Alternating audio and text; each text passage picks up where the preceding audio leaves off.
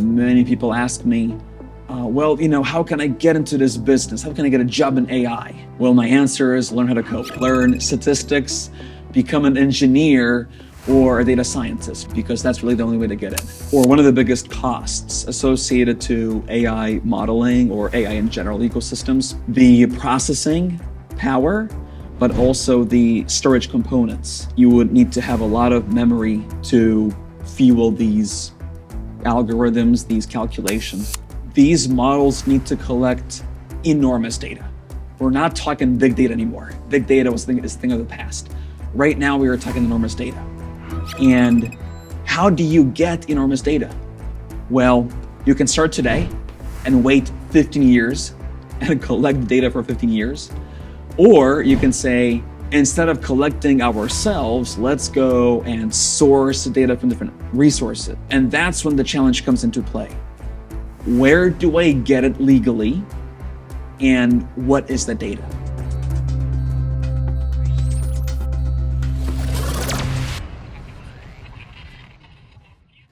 Hello, everyone. Welcome to another episode of AI Insights here in San Francisco. Today, I'm with Thomas. He is a professor. He works on a very big bank here in San Francisco. And today, we're going to go a little bit more deeply into AI. He's going to explain the logics behind it and a lot of cool stuffs. Thomas, thank you so much for coming here and share your knowledge with everyone. Pleasure is mine. Thanks for having me. Yes.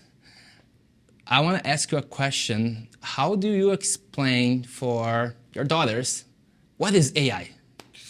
That's a tricky question because my daughters are very young. The older one, keyword older, is almost 7 years old, and the younger one is less than 3. So explaining it to the younger one, I would probably need to have some artifacts and prompts, right?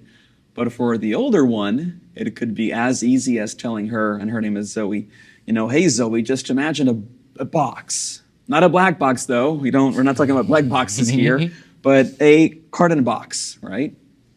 And just imagine that one side of it is open.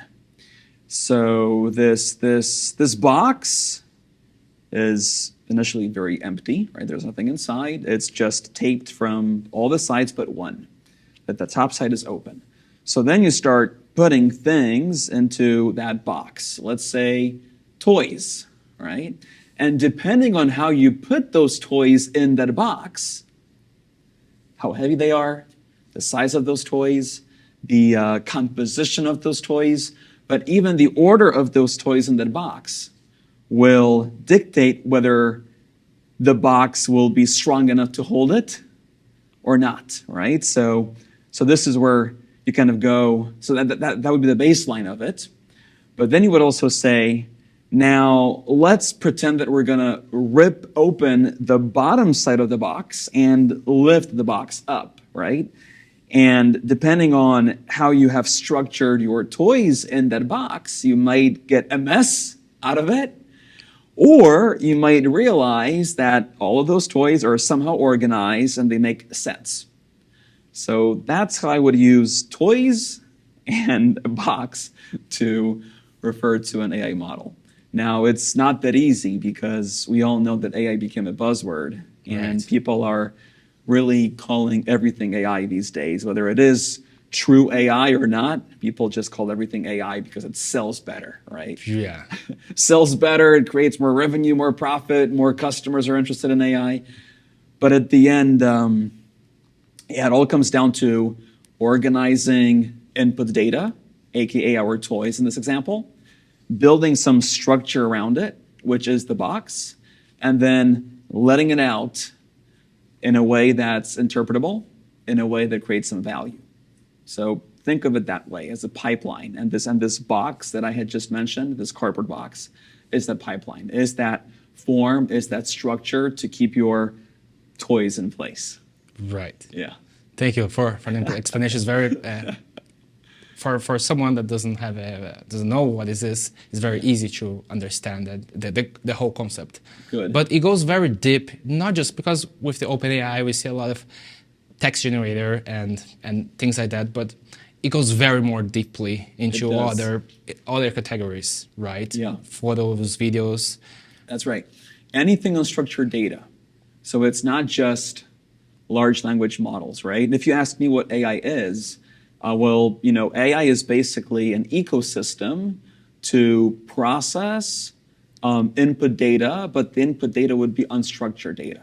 And we have three major types. There are different types, but major types of unstructured data.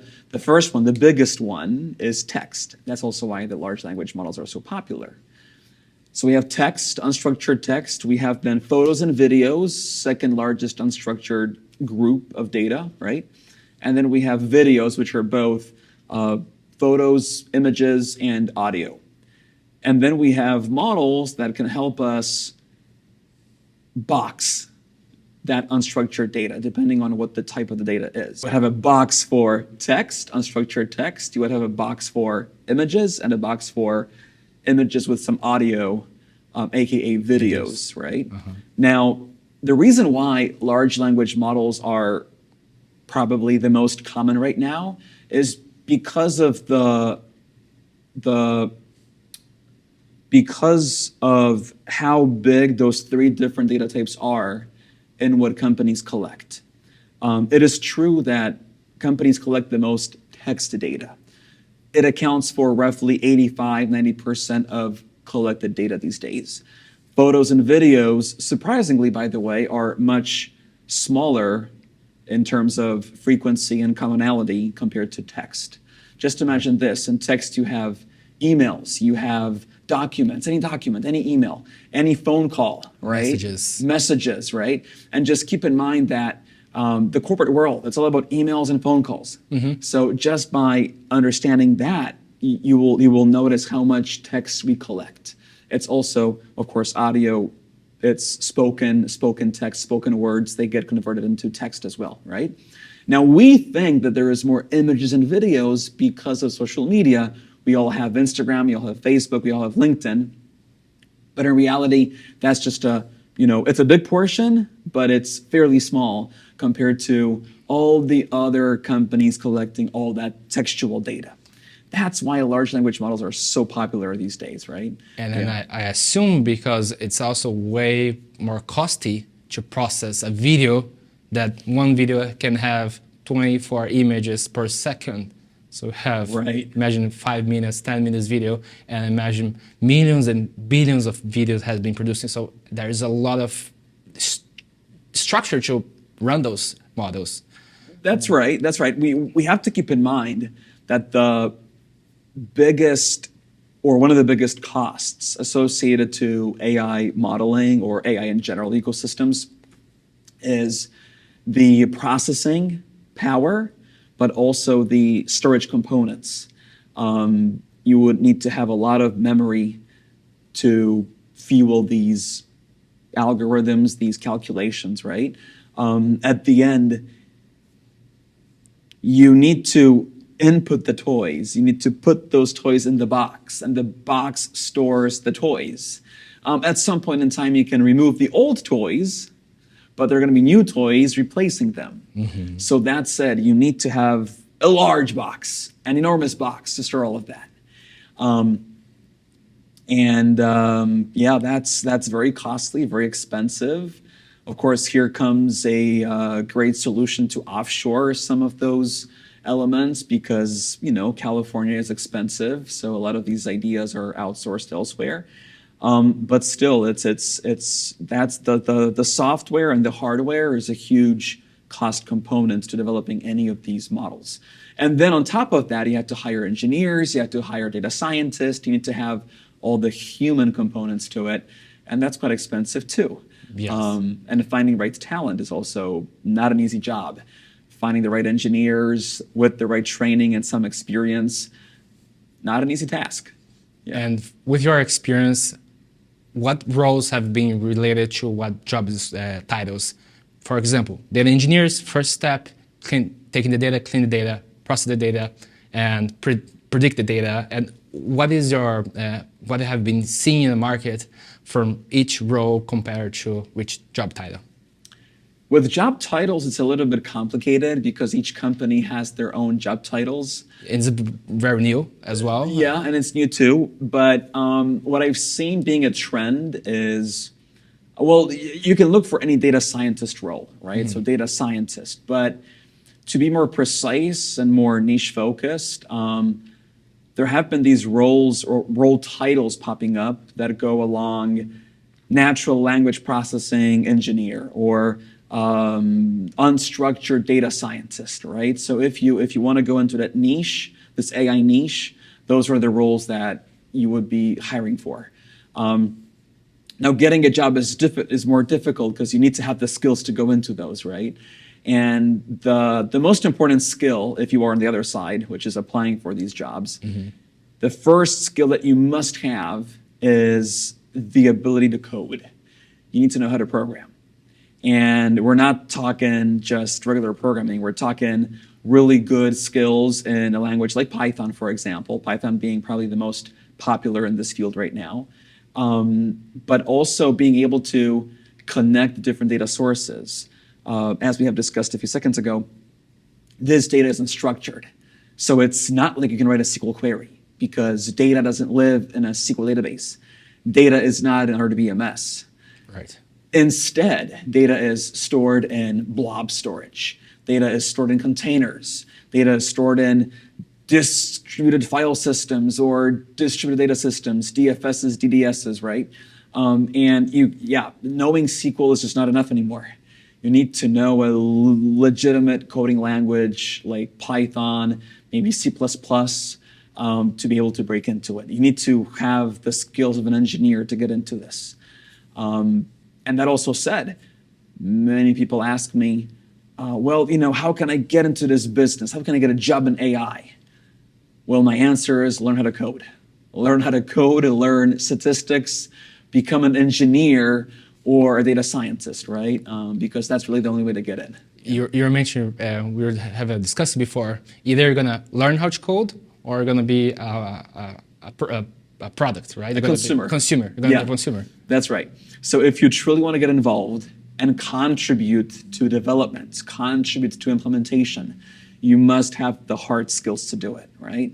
If you don't, you can still use it. You can use the products, but you will be a consumer of either free or cheap and low quality deployments of any AI models, right? Or you're going to pay a lot of money, top dollars, to get high quality models and high quality outputs. But at the end, you'll be a consumer. Yeah. Either with money or without, you're going to be a consumer, right? But then, even if you have the hard skills, you also need to understand the business model, because most of the problem is the business model, and then how you convert this problem into actions, into the code, right? True. That is kind of assumed, but it's a good point. You can't be an engineer with just the coding skills. You need to know the purpose, you need to know the goals, you need to know the expectations from different stakeholders.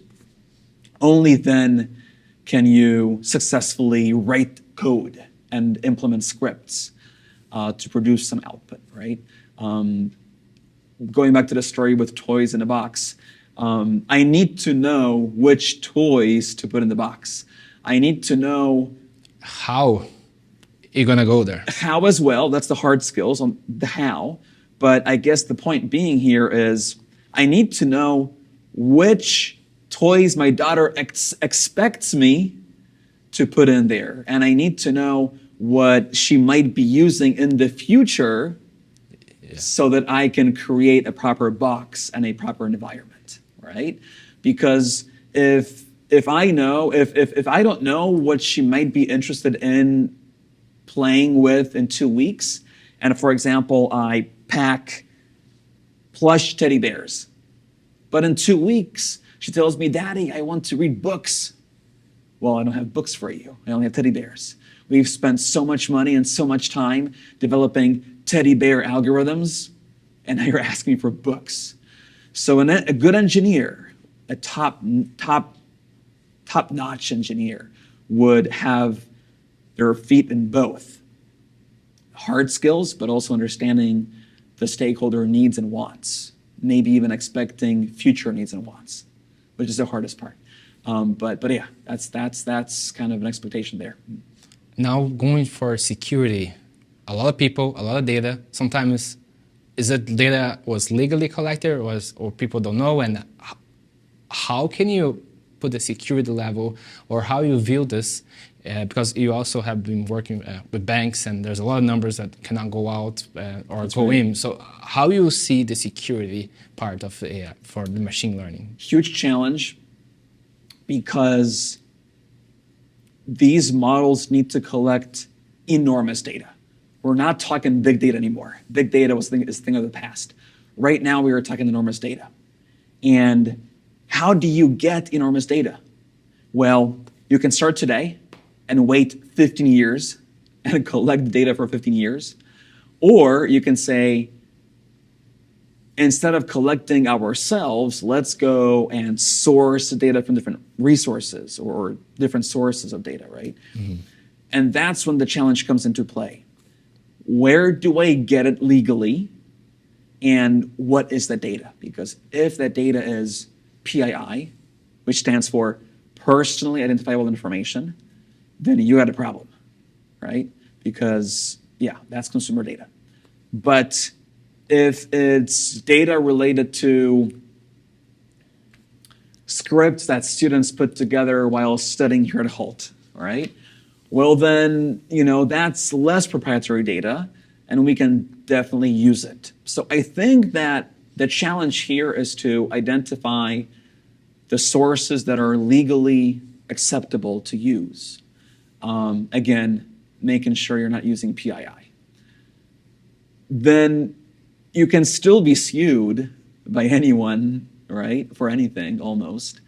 And if that's the case, you want to be careful. You want to have a good and a clear path of data collection.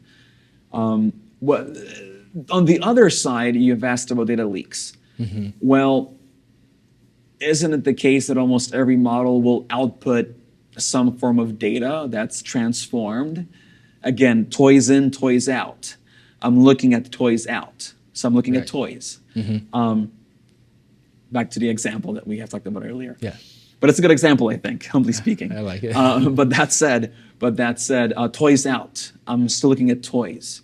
So even though your model can hide things, remove some sensitive information, it'll still produce an output that can be identifiable to an extent.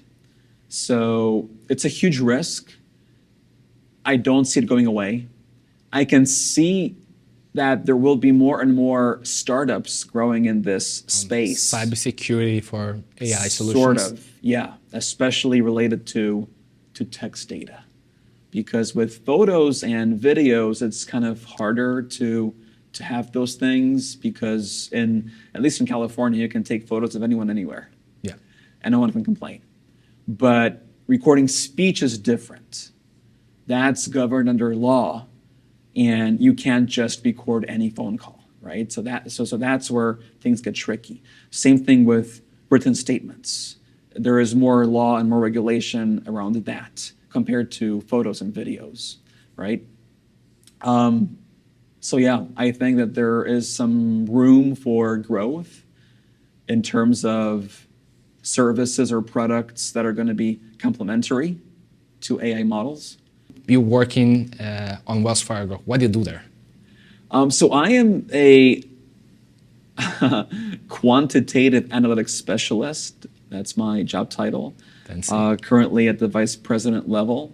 And I work as part of consumer small business banking. And we do models related to wealth investment management. So that's my role at Wells Fargo, yeah. So what do you think about the impact of AI into your role, into the company? Yeah, so I'm not sure about the company. I can't really speak to that. But for quant analysts, for data scientists, the impact is happening already because we can leverage some of these large language models to propose or draft scripts and code. whether it's R, and I'm an R guy, I can just ask ChatGPT to give me some R snippets, right? Now, the code won't be great. It might be buggy. It might have some errors. But create a structure, right? Yeah. And then you can A work on draft. top. Yeah, and then this saves time, right? It does save time. It also, it might suggest solutions that I wasn't thinking about previously. Not that it's going to be very creative, but given my creativity and sometimes trying to overcomplicate things, getting a simpler draft or draft suggestion from an automatic tool would be definitely speeding up my design process, right? So from a data scientist perspective, I think that it might be helpful to, or the biggest benefit of using a large language model would be to help writing code. Maybe also to some extent validating code, looking for Bugs. code performance, right? So performance efficiencies, bugs. Now, with bugs, it's trickier because what I've noticed is that some of the suggestions from a large language model, those suggestions have bugs themselves. But yeah, I wonder if there will be a point in time where it could debug my code. And I'm waiting for that moment to come. But anyways, It's gonna come soon. We're gonna come soon. probably. And again, these models that suggest code and how to write code, they are being trained using code. And If the code's wrong, if the code is wrong, then or if the person writing the code has some different structure, different vision, right? Now, the code, based on my understanding, the code that was used to train these models for suggesting code drafts and snippets, that code has a lot of commentary. So the better the commentary, the easier it will be for the AI model to suggest some code snippets, right? So it really comes down to the people who are inputting the code snippets into the model to just generate more and more commentary and describe the code better, so that when I type in a command into a large language model as an input, it gives me better results. And it really all boils down to how well the trained data, we call it training data set, right, is for that model. If it has good comments in the code, it'll work better. But if it doesn't, then we get those bugs, we get those wrong suggestions, right? right? Yeah. So that's how I think a data scientist role can be definitely boosted using these solutions. And we were talking about your role that you're doing right now. What other industries that you see that has very positive effects with data science, AI, and have been growing way faster than we expected? So based on what I have heard from friends or former alumni, it seems like the software industry here is really utilizing it. Not only for code creation, I guess in this case it would be mainly JavaScript, but it's also they are also using these models to literally generate content for their startup, for even if it's a bigger company, marketing content, and we talked about these other models that generate photos. So they would use photos for their products, for their websites, marketing materials, right? Midjourney, and yeah, for my videos I'm using Midjourney to There you go. the content. Yeah, there you go. Right. So I think that smaller companies will use it again from a consumer's perspective. We're not talking about producing AI content. We're talking about consuming AI content, right? and on my research that I have been doing, I see a lot of questions going. What is the difference between a data analyst and a data scientist? Oh wow. Well, a data scientist should be a student of statistics or mathematics. A data scientist should know predictive modeling in and out, right? Data scientist is probably a little bit closer to an engineer. Now, a data analyst is more of a person who would write queries to query databases on the structured side, Though I had seen growth in data analyst of unstructured data, but it's not very popular yet. I think, like we had discussed a few moments ago, I think that it's more of a data scientist and engineer to query and to analyze unstructured data. It's more difficult there. Less rules, less structure, or even no structure to an extent. But a data analyst would be focused on structured data, tabular data, writing SQL queries to talk with the databases, usually RDBMS, relational database management systems.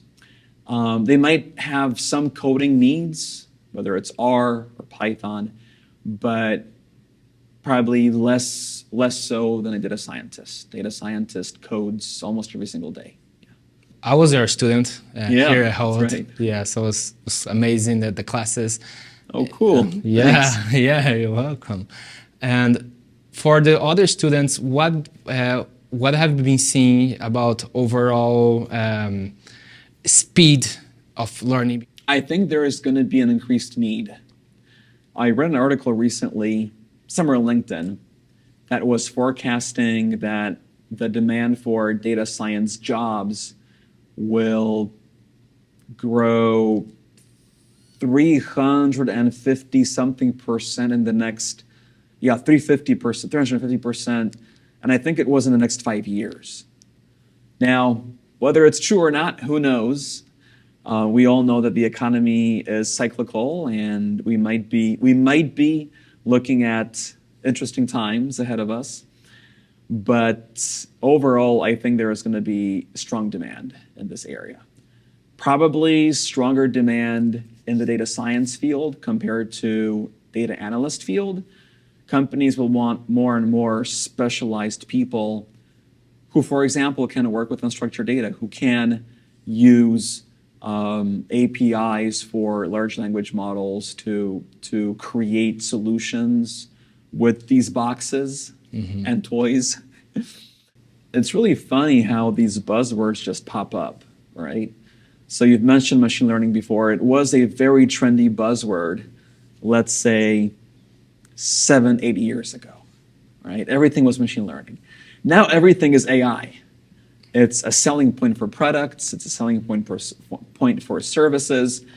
If something is AI driven, it sells better, right? It gets more investments. If there's a startup down the road that is AI focused, it gets more investments, more traction from angel investors, venture capitalists, right? 8 years ago, it was, or even a little bit more, it was machine learning. Now, these things are not new. Machine learning, AKA predictive analysis, predictive modeling, has been around since forever, since forever, right? Anyways, it's basically statistics. And before statistics, mathematics, right? These are the oldest disciplines out there. And that said, same thing with AI. This is not a new thing. AI has been around. And the first recorded version of a large language model called ELIZA, this goes back to, if I'm not mistaken, 1960s, right? In Boston, MIT campus, right? ELIZA was just like a computer-based system that was doing very quick and short responses, very computer-esque kind of voice, She saw him, he saw her, right? So it was very short sentences, but it already had a semantic structure, which, in my opinion, semantic structure is the objective of any good AI model, to improve the semantic structure. But since ELIZA, again, 1960s, we then go to the West Coast, to Stanford, right? 1990s, again, smart engineers, Silicon Valley engineers putting their heads together to create more semantic structure for these models. Then Google came up, 2010. They are creating these models. And now recently OpenAI being a blockbuster, but it's just a blockbuster. Now, I love what they did because it's propelling and it's getting people excited about these ideas. quantitative ideas that are really complex in nature. They're making people excited about it. But at the end, it's something new. These things have been around for a while. Right. But I like where it's heading. I like the fact that it's getting more popular. But we gotta bear in mind that we're not creating something from scratch. Right. It took Google 20 years to build a good model, right? And it's not With just all the resources they have, and it's one of the biggest, if not the biggest, browsers in history, right? So yeah, just wanted to make people aware that it's not all, hooray, we're inventing something new. yeah, We're not. We're just collecting more data, and we're making the box more efficient. right. And why do you think there's this boom? Was because OpenAI, or because the computers start to get strong, or the years of research start to yield now? What do you think was this boom The biggest factor? point? Yes. Overall, I'm not quite sure. I think people got tired of machine learning, right? So they had to take something new into account. And given that AI has, or going back to large language models, they became really good. So we had Siri, we had Alexa. We had Siri and Alexa, and no one was talking or no one was buzzing AI. Yeah. But that, that was AI, and it was really good quality AI. And then ChatGPT. Well, I think there is also some marketing and story to it. But definitely the combination of what you said is true. So processing becoming cheaper to an extent. Because we see the NVIDIA just blooming right now. Yeah, and it is true that NVIDIA is innovating really, really well. They are probably my favorite innovators at this point in time. But NVIDIA's been around for, again, a while. It's not a new company, right? They've been investing in these chips for years now. So they're not doing anything new. They haven't been doing anything new since yesterday. It's been since years. But there is hype now, and that's good. It's not bad. It's good. The hype is good. I just hope that the hype lasts, right? Yeah, so that will be my next question is on the line of innovation. Where are we right now? We still have a lot of room to grow, or we are about to reach a ceiling and then kind of goes down. What do you think about the line of development?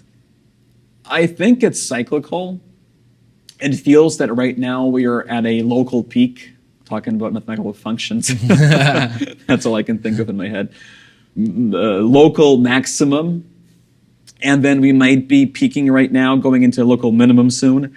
But hopefully the trend overall grows. We'll see a local peak, local minimum, local maximum. Hopefully it's going to be trending upwards in terms of growing its followers and growing the industry per se. That's what I'm hoping. That's been the case for machine learning. It had its up and downs. It seems like right now there seems to be like a small down with just machine learning. But again, what is AI? It's really, if you were to talk buzzwords, it's really a machine learning concept applied to unstructured data, right? Right. So we're getting like a machine learning V2. It's just called AI. Yes. And do you think AI gonna substitute humans on functions? Oh, I don't think so. I don't think so. It might improve some tasks that we are doing, but it'll be very hard to put in enough emotions to make the responses from the box more human, right? And there are going to be products that are going to be replaced. Simple products. Just to give you an example, for example, a hotel check-in, front desk, or airport security, right? There are going to be things that can be replaced. but not the jobs that require complex solutions, right? That span across, like you had mentioned before, business objectives, business decision making, especially if things are very complex. If it's hard to write down the objective using a mathematical function. If you can write something with mathematical function, sure, we can definitely replace that with a model. But if it's too complex, or if there is too much logic into it, or if the collected data is biased, which is the case for the majority of data that's being collected, especially on the unstructured side, well, then these models are going to have a hard time to compete. We still need to wash dishes and make food. True, but then one might say that that's a simple task. So buy a robot, it'll be very expensive, but a robot can wash your dishes. But in terms of cooking, can a robot really replace a top-performing kitchen chef? I would Michelin doubt there. star. Exactly. I would doubt there, right? Because they have the taste, they have the flavors, they have the creativity, right? Creativity, inventing, creating something totally new that meets complex objectives. That's, I think, where humans still outperform these models. Yeah. Now, here in San Francisco, I just saw that you take the class to the city seminar. Yeah. How you feel about AI being created here in the Silicon Valley? I think it's the best place because Silicon Valley is famous for its engineers. So we have these great educational institutions, world famous, right, that are producing engineers, statisticians, mathematicians, software engineers. And I really think that this place is meant for anything AI, anything predictive to grow, because it has the ecosystem that's here, it's ready for it, and it's no surprise that OpenAI is headquartered here. Right. Because of that ecosystem. And not only that, you can find angel investors, venture capitalists in a lot of coffee shops in Palo Alto. So it's not just engineers, it's not just the really smart young people. It's really an ecosystem of a lot of different things that are here, are available, and I really hope that it's the future for San Francisco, because if you walk to downtown, you will see empty buildings all Very around. empty, yeah. So I'm really hoping this will be a pivoting point for this area. But we just went on a field trip to Palo Alto, to Mountain View, and to Sunnyvale. Those places are more lively, if you will. Yeah. There's more human beings down there. Even warmer. And it is warmer too. Yeah, we're just getting the fog to kick in behind the window. But yeah, I'm hopeful. I'm optimistic. Yeah, let's just hope that the economy stays strong, because if there is anything that might or will happen with the economy, and we'll see if it happens. Maybe the cycles are not as clear as they were in the past. Then that would be a small roadblock for new investments into these technologies, right? Right. Yeah. And what do you recommend for students or people want to pivot into data science, data analysts, and machine learning, linguistic models? What do you recommend for them? Learn how to code. Learn how to code. Join a program or a boot camp that will teach you how to code. But not only that, also try to select a program that will teach you critical thinking and solving problems. At the end, you'll be using code to fix problems, to design functions and objectives, business objectives, into mathematical functions, and then provide solutions to those, right? So I think HALT has a great program. I'm part of it, and we've been kind of teaching critical thinking throughout it. So yeah, if you have the chance, take it. I think the most differentiation that I passed through this journey was not just understand the coding part, but also the business logic. Exactly. We work a lot of business cases, yeah. And I think we just working on business cases because this is like the reality. Yeah. So we have business challenges every few months, right? Yeah. So yeah, I think it's very unique in terms of applicability of the skills. I think that's what really makes HALT stand out is the fact that it's not just the hard skills. It's, of course, teaching the hard skills too, but then how do you apply them to create value? And working teams as well. Another thing big. Team working, yes, which is a huge challenge for a lot of teams that are focused on statistics, right? It's the communication, it's how you communicate solutions, how you communicate challenges and problems. And how we divide the work as and well. how you divide and conquer, right? I really do hope that the hype will stay. I think that we will need to come up with new hypes as we go, but as long as the hypes are connected to predictive modeling, then we should all be happy. The world will be a better place. Awesome. Yeah. Thomas, thank you so much. Yeah, thanks a lot for having me. Yeah. For sharing your knowledge. Yeah. And for everyone, I see you in the next episode. Next episode, hooray! All right, awesome.